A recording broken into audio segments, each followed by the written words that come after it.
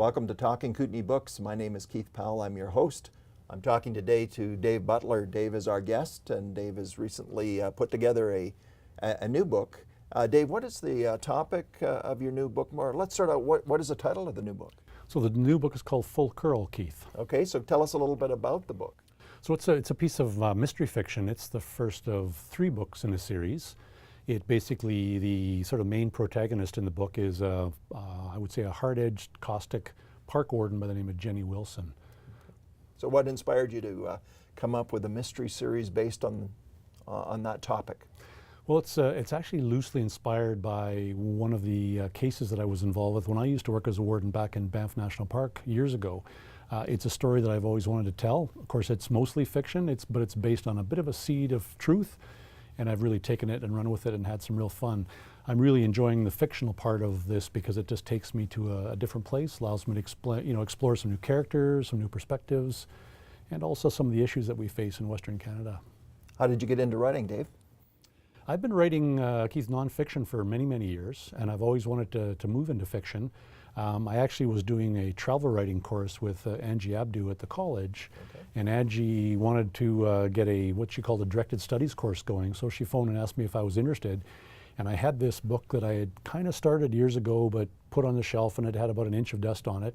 And she persuaded me to pull it back out and use it in the directed studies course. So we actually had to do a chapter a week in the course. Mm-hmm. And she pushed me to keep going, was very encouraging and very positive about it. And by the end, I had a novel after taking the course with Angie. It was a fantastic experience. Sounds interesting. So from that point on, you had to get a publisher. How did that all work? Yes, as many authors will tell you, I have a large pile of rejection letters from publishers and agents. But once I finished the book, I took a step that I look back on now as a really good step, and that was I submitted the book to an awards program in back east through the Crime Writers of Canada. It's called the Unhanged Arthur Award. Okay. It's for the top unpublished crime fiction book of the year, and I was lucky enough to be shortlisted for that. So I went to a gala dinner in Toronto. Unfortunately, I didn't win, but fortunately, I was able to meet all sorts of wonderful people, agents, publishers, other writers, all of whom were very, very gracious. And it turned out that I met the folks at Dundurn Press, who's now my publisher, and after some conversations and some discussions back and forth, I ended up with a 3-book deal with them, which was more than I had even hoped for. Wow. So it was very exciting. So this is the first of the series, is that correct? That's correct. There's at least 3 in the series, and I've got 4 and 5 and up to 6 plotted out, so depending on how the first couple 3 do, I'm hopeful that I can keep the series going into many books. Dave, can you give us some insight into the intrigue, the mystery that's involved in your story? Sure. Well, what it is without giving away the whole. Yeah, that's always the secret of a mystery. It's really what happens is the main character, Jenny Wilson, discovers that there are animals going missing from Canada's national parks. So once she realizes this, she goes on she undertakes a complex investigation that really follows, it's a trail of deceit, distraction, and murder. And eventually, with the list of victims growing, both human and animal, she's really becomes in a race for justice, I would say. And ultimately, that takes her back and forth across the Canada-US border and takes her to a place that, in some ways she feels she might not come back from. So I understand you're planning to launch the book at the end of September, is that correct? Yeah, I'm really excited about that. So this is, we're going to have the launch on September 30th at Lotus Books in Cranbrook, BC. I'll do a bit of a reading, we'll have a Q&A, and hopefully sign lots of books for folks who might want to read them. Sounds great. Can we just explore for a moment your writing style, how you go about writing? Do you consider yourself a disciplined writer? Do you write every day? How does that process work for you, Dave? Like most writers, I've got other jobs I do, so you have to fit it in your spare time. But most of my writing occurs on weekends and evenings. I really try to, there's the joke about writing, whether you're a plotter or the other kind of writer, you just let things go. And I tend to try and be a plotter, but at the same time I'm finding with my characters now, they take me to some unexpected places. So oftentimes I'm finding I have great plans as to where a chapter or a sequence of chapters will take me, but the characters sometimes take me in different directions. So I try and do that. I try and get about a chapter a week done if I can, and then keep working on that. And then once I've got the book kind of finished, I usually do a number of major revisions. I send it out to some beta readers, so some folks who will read it for me. And then afterwards, the revisions continue, and then I have to get it into my publisher at a certain point, and there's deadlines for each of the 3 books in the series. So Sure. I try to get as much of that done as I can. So you've written the first one. Are you in the process of writing number 2 and number 3? Thanks for the question. Number 2 is actually done. I've finished my beta readers have had a look. I'm in the process of doing the revisions on it now, and it has to be to the publisher by September 1st. So when I get to that point, then I'll be right into number 3, which is basically plotted out, but I haven't really started writing number 3 yet. Interesting. When it comes to writing, how important are mentors, someone that you can sort of follow their example or sort of bounce ideas off? Really important. From a writer's perspective, someone like Angie Abdu has been nothing but brilliant for me. She's really helped, pushed and prodded, and I've had some really great readers along the way who have really asked me the right questions and really focused on some things in the book that I might have missed, or asked certain questions that really got me thinking in a different direction. But most importantly, getting people who understand writing and understand reading, and reading is just as important, to be able to get them to look at it and say, this is how I read that, this is how I perceived it. And then that might help me to realize that maybe it didn't come across exactly the way I'd hoped it would, or I need to add more detail in a landscape or a character, that kind of thing. Super important. Okay, good. Let's recap it and wrap this up. So name the book again. It's Full Curl. It's the first in the Jenny Wilson mystery series. So I'm taking it Jenny Wilson is the main character? That's correct. Okay. Yep. And plays a central role throughout the book. Yes, absolutely. And you're anticipating it in the next series as well? Yes, I think throughout this current series, the readers that I've had so far said she's a really interesting character, and they look forward to more in the series. So I'm looking forward to seeing where she takes me. Well, I look forward to reading it myself, Dave. Congratulations on putting together your first book, getting a publishing contract. Full Curl will be out, as you mentioned, at the end of September. Right. Thank you, Keith. Thanks for being our guest. So this has been Talking Kootenay Books. My name is Keith Powell.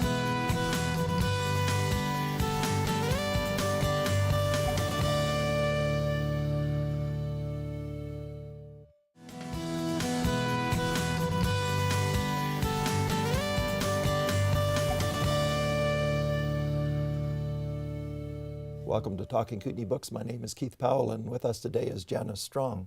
Janice is a well-known author and adventure writer here in the Kootenays. Welcome, Janice. Great to have you here today. Thank you, Keith. So I'm holding in my hand your very first edition of Mountain Footsteps, and I notice it's definitely well worn. I think it's been in your backpack for more than a few trips.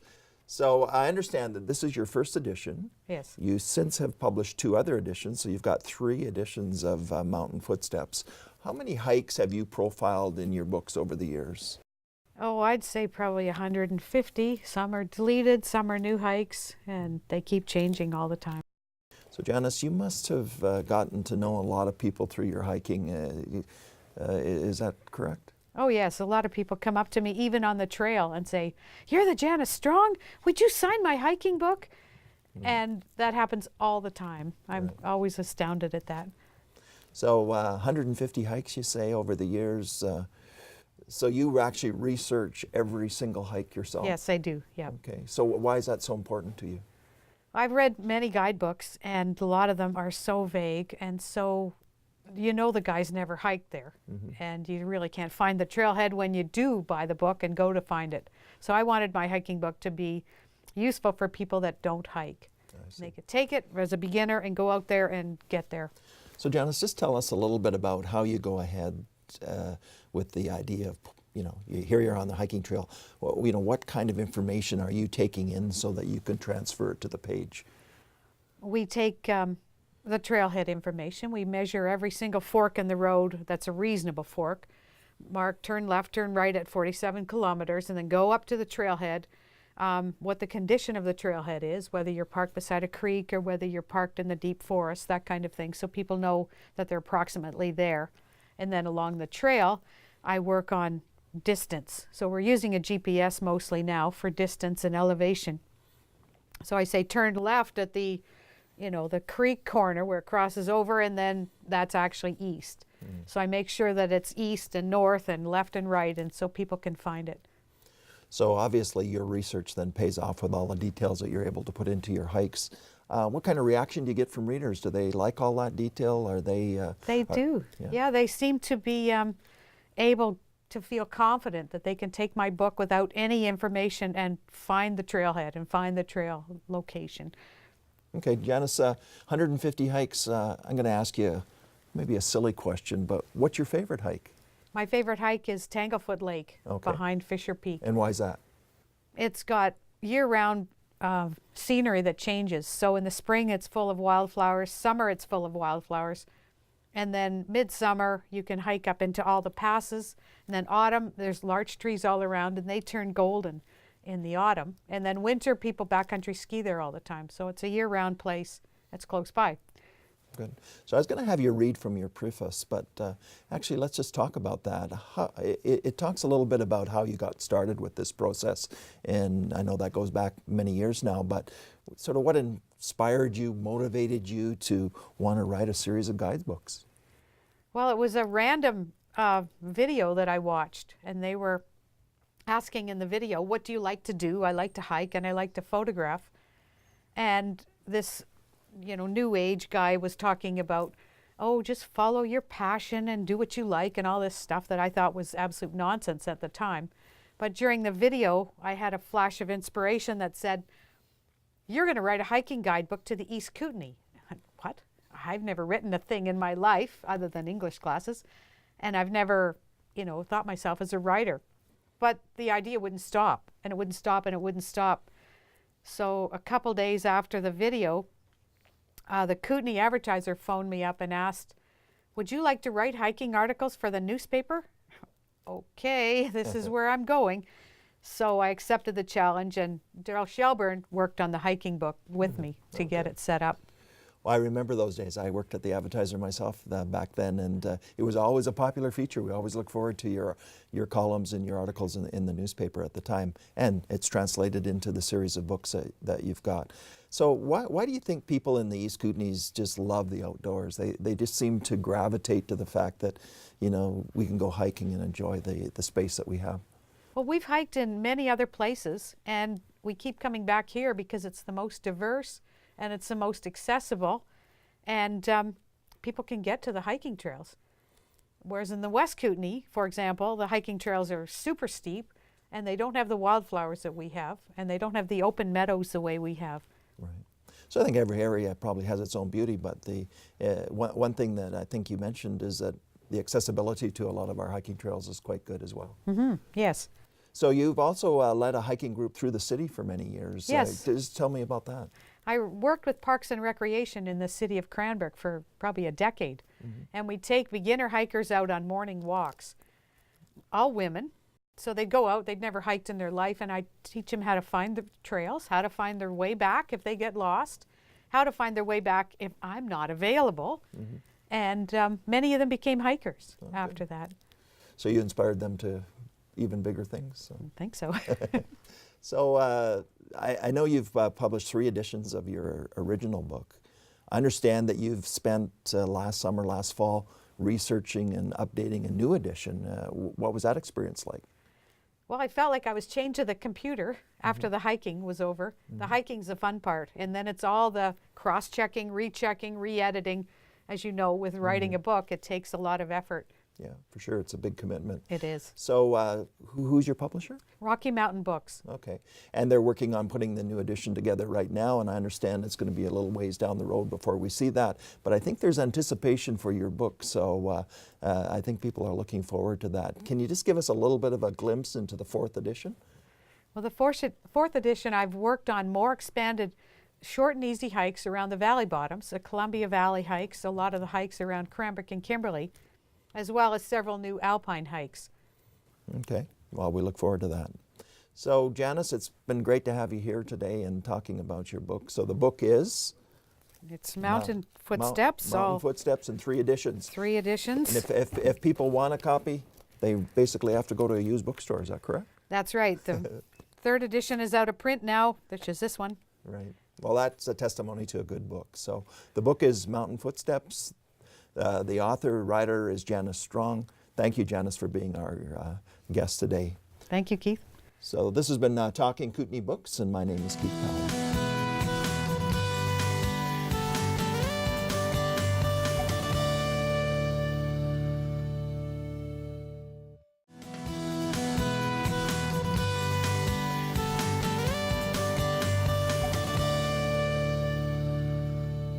Welcome to Talking Kootenay Books. My name is Keith Powell, and our guest today is Bill Roberts. Bill is from Kimberley. Welcome, Bill. Great to have you on Talking Kootenay Books. Glad to be here. Glad to be here, Keith. Bill is the author of The Best Miners in the World, Stories from Canada's Sullivan Mine. And Bill, let's just talk about your book. When was it originally published? It was originally published in 2004. At the time, the Sullivan Mine was shut down, and so prior to this book, I started interviewing miners. So it's pretty much just a chronicle of short stories, miners I gathered from the old days up to the new days. Okay. So Bill, let me ask you, when we talk about the Sullivan Mine, let's talk about where it is and the significance of that mine. Well, the Sullivan Mine is in Kimberley, BC. It's been going since 1898. And over that period of time, between $80 and $90 billion worth of material as product has come out of that mine. And over 60,000 different employees have worked in that mine over that period of time. And these employees is a true,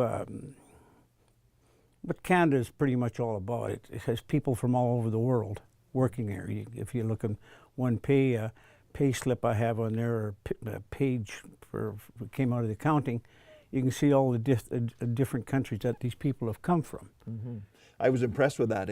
As you go through your book, you can just sort of see the international scope Right. where people came from that worked at the Sullivan over the years. So you said 60,000 people you estimate have been employed at the Sullivan over the 100 years Right. of its history. So that's impressive. How did that affect the community, do you think? Well, like it was the community. That's what made the community go.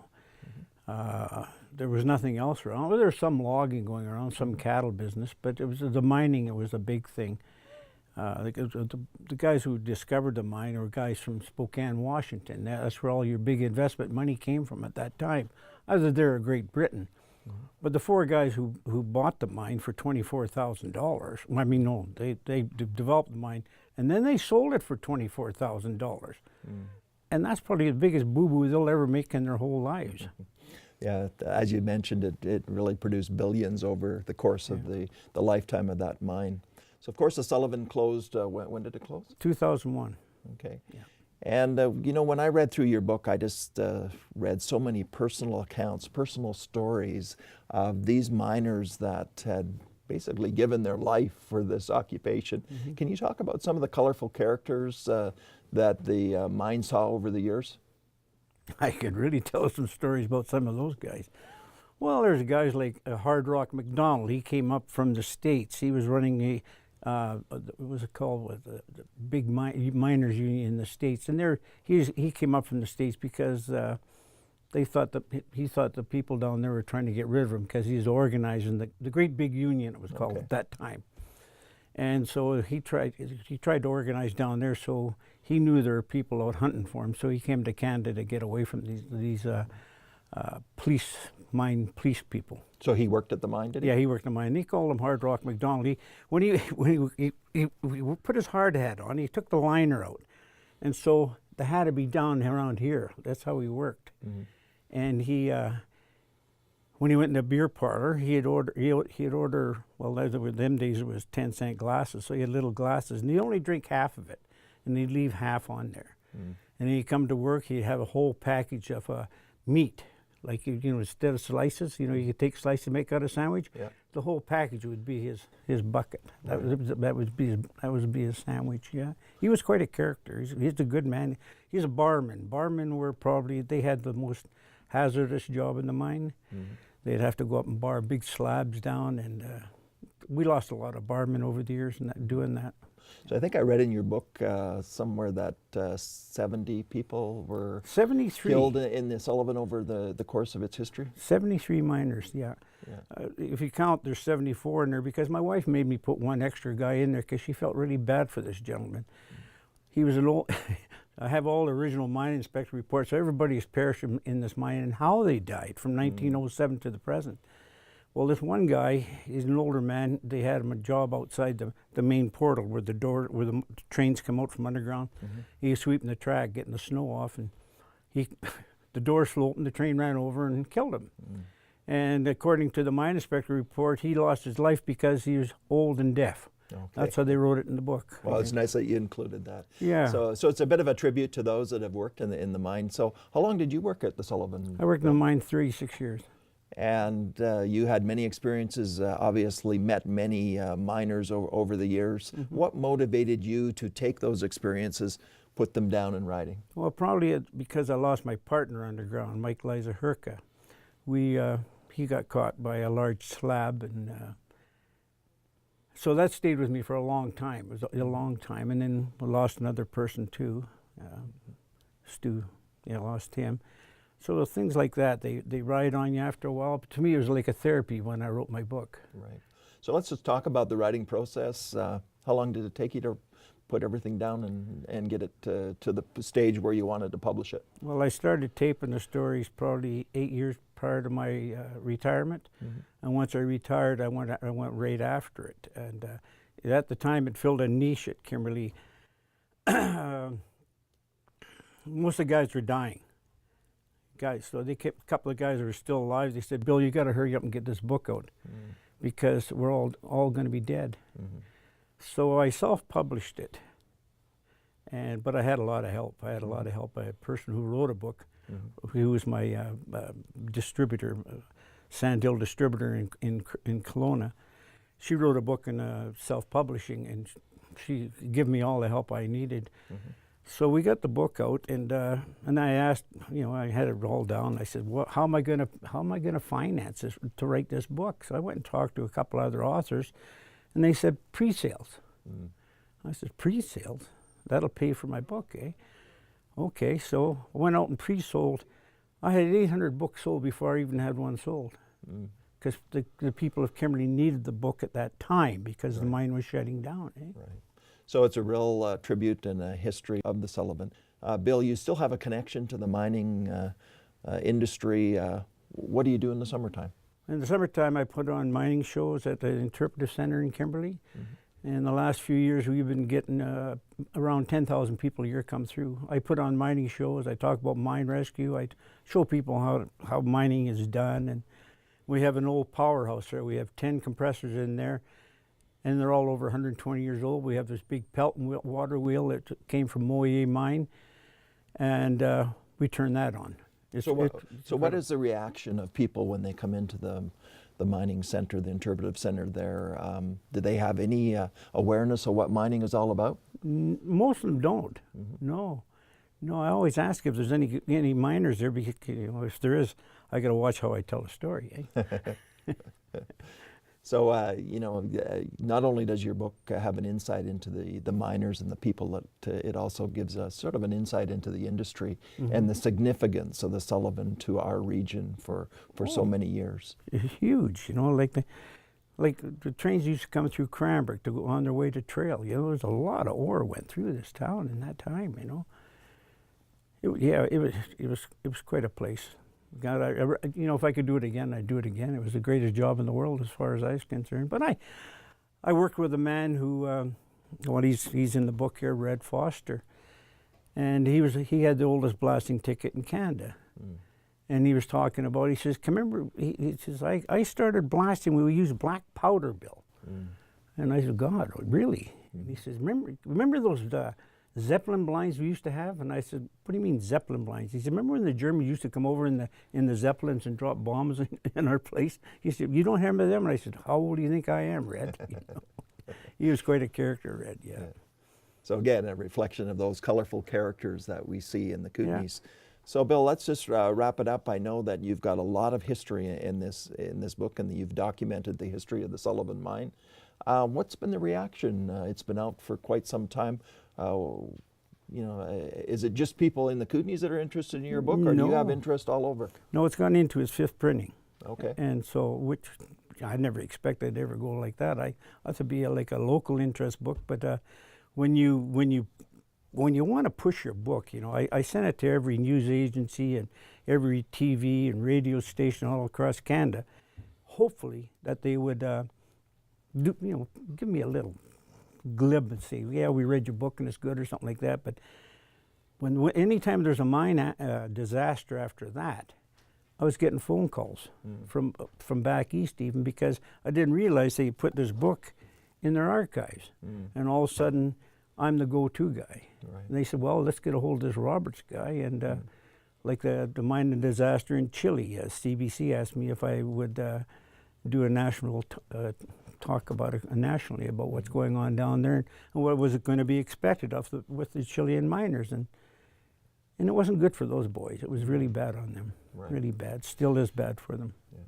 Well, mining is a dangerous occupation, there's no question about it, but it has also supported a lot of communities over the years. It has, yeah. You just look at this whole area, through the Crow's Nest Pass, and, a lot of people get employed by mining. Right. Yeah.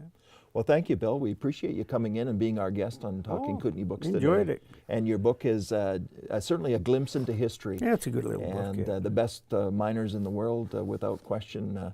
And before we just wrap up, I just wanted to go with one other point here. I think that technology that was found in the Sullivan has been sort of exported to a lot of mines in Western Canada, in fact, all over North America. Is that All over the world, actually. Yeah, yeah. How to separate your minerals from the stuff they don't want, and that it's an awful lot. The tech. It's probably the premier of BC said it's probably the prime mining company we've ever had in British Columbia. It's Teck. Right. Well, it was Cominco at that time, and prior to that was Consolidated Mining and Smelting. right? So the book is The Best Miners in the Best World. miners in the world. The author's Bill Roberts. And thank you for joining us on Talking Kootenay Books. My name is Keith Powell.